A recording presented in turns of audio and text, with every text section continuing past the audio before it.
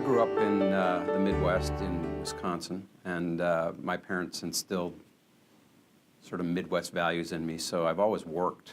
You know, when I was young, I had a paper route, by the way, which is no fun in Wisconsin in the winter.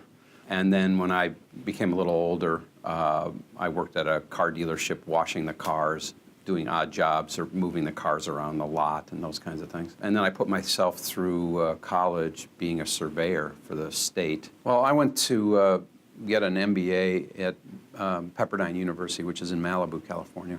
And there I met a guy who had an idea to start a company, and he liked me and he asked me if I would join him. And that was to build, own, and operate power plants. So we started a company to do small alternative energy plants. I did that for 17 years, and eventually I bought out my partner and was building, owning, and operating large central station utility-grade power plants across the country as the business evolved. And I thought there should be a national market for electric power, and I wanted there to be an exchange where particularly large wholesale customers like utilities and large industrials could buy and sell power from each other. And I just assumed in the late 90s when I was thinking about this that you would use a computer. I started ICE, my current company, as a sideline venture in order to be a customer, not for any other reason. And so as I was thinking about the business, I was thinking about it as a customer. I was thinking about what do I want, what do I wish it would do, how do I wish it would operate. I found a small company that was failing. It was in Atlanta. And I sort of famously or infamously bought the company for $1 because it was failing. And by year 2000, the whole mindset of our country had changed, and we were in the height of a dot-com boom, and everybody wanted to use the internet. And so it was the foresight of some of my colleagues that positioned us. What I realized is that we had built a digital franchise in an analog world. And I started to look for these analog opportunities, in other words, people that were resisting change. And I started acquiring legacy exchanges and putting our technology platform in.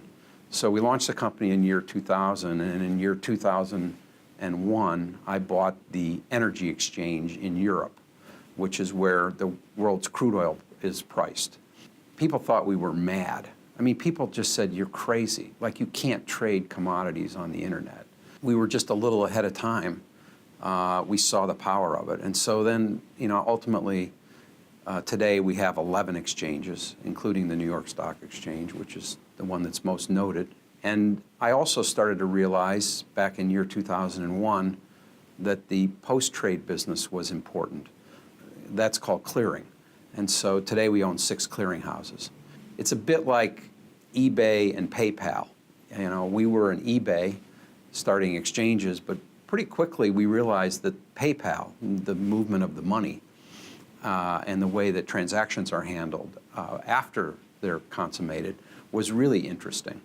And so we are a dominant player now in the post-trade business and run both, but rooted in that is technology. The power is in the information. Hey, we're kind of onto something here. Like, we should really build Atlanta as our technology hub. We actually can recruit and keep people here, whereas other places are having massive turnover and having difficulty getting people into these jobs. We were doing very, very well here. There's something about the culture of Atlanta and technology that really works.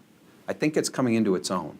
You know, this year I'm chairing the Metro Atlanta Chamber of Commerce, and the Chamber, who I've been a part of for a number of years, has been doing a lot of work with some of the other organizations like TAG and some of the incubators to really identify what are the skill sets that we have here, what are the skills that are needed, and we're doing a much better job of inventorying and thinking about, you know, what can the society of Atlanta and of Georgia do to help, you know, foster what we already have, and how do we nurture it, how do we grow it. And so just having that kind of thought process around the culture of Georgia, you know, by the business community, I think is going to accelerate what's already a very good thing.